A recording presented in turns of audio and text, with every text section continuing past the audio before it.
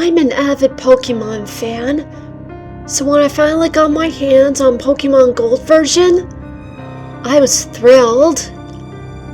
I noticed, though, that since it was an old hand-me-down, that the battery inside had drained and save files couldn't be created anymore.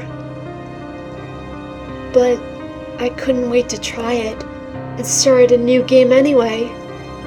The graphics were great compared to the blue version I had, and I was really happy and just filled with excitement. I picked a Cyndaquil that I nicknamed Thorn and loved him to pieces. I named my rival Ben, just as I always do, and defeated him in our first battle with ease, accrediting it to my partner more than my battle skills. Everything was going great. I loved this game and loved all of my Pokemon. But in the back of my mind, I still remember that all of this would soon end and the battery wouldn't last forever. I hated the idea of losing my team after all we had been through together and accomplished. I had a female Flaffy named Cotton, a male Pidgeotto named Ace, a male Ghastly named Spooky, and a female Sentret named Maddie. When the inevitable happened, and the little red light on my Game Boy Color began flickering, I took a deep breath and looked my team over for the last time. I gave each of my Pokemon a goodbye. I looked at my partner the longest, a strong, young Quilava, and started to tear up in the moment. I get attached to my Pokemon. Thorn, I'm sorry I did this. I should have waited to fix the cartridge before all of this happened. Forgive me, partner. Goodbye. I shed a little tear, knowing all of the tough battles and happy moments had gone to waste, and turned off the game. That night, I went to bed as normal after the incident. Turning off my lamp, I hopped into my warm, soft bed and closed my eyes. Wait. Something was wrong. I tossed and turned, fidgeted, repositioned my pillow, and shut my eyes tight. Nothing. I couldn't sleep. But why? Something just wasn't right. The feeling of my normally relaxing room, it was gone. An odd air hung silently, almost pulling me. I sat up in the darkness and saw a very small, very faint flickering red light in the corner of my eye. So I pushed back my blankets and, forgetting the lamp, began to shuffle across the floor. But I stopped. A squirming in my gut told me not to move another inch. Something was really wrong here. Chills ran down my spine like ice. And that was when I heard it.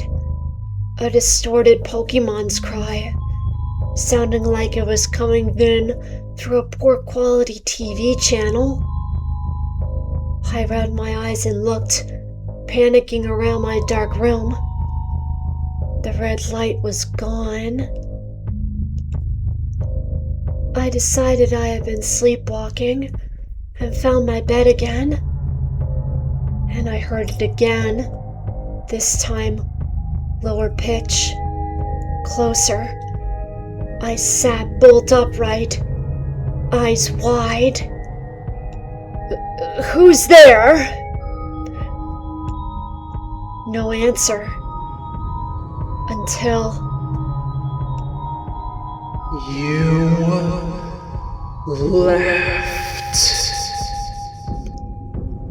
A shaking, barely audible voice, like rustling leaves. You abandoned me. I gasped in fear, heart thudding against my chest. I could see nothing. Nothing except that little red light again. I realized it was a reflection off my mirror and found the source. My bedside table. I had put my Game Boy on it. Picking it up weakly, I looked at the dim, flickering light. The screen too flickered. That wasn't right. The Game Boy Color had no light to its screen, just pixels. But it lit briefly, a pale blue, and went blank once more.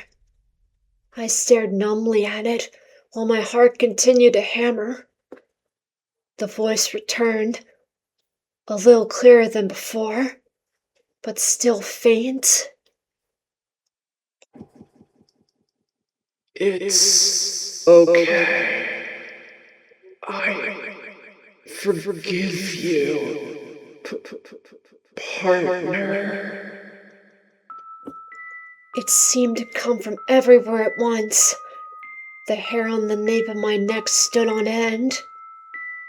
And suddenly, I saw a pair of cloudy, pale blue eyes directly in front of mine. They had no pupils, no shine. They were just dull. I screamed, scooting backward against my headboard in fear. I forgive, and now can be together. It said as an icy sensation swept over me. I could barely breathe. A pain flared somewhere inside my chest as those dead eyes stared into my soul. Blackness crept into the edges of my vision. As the last of my consciousness drifted out of reach, that morbid, static voice rang in my ears. I will be with you now. With you forever.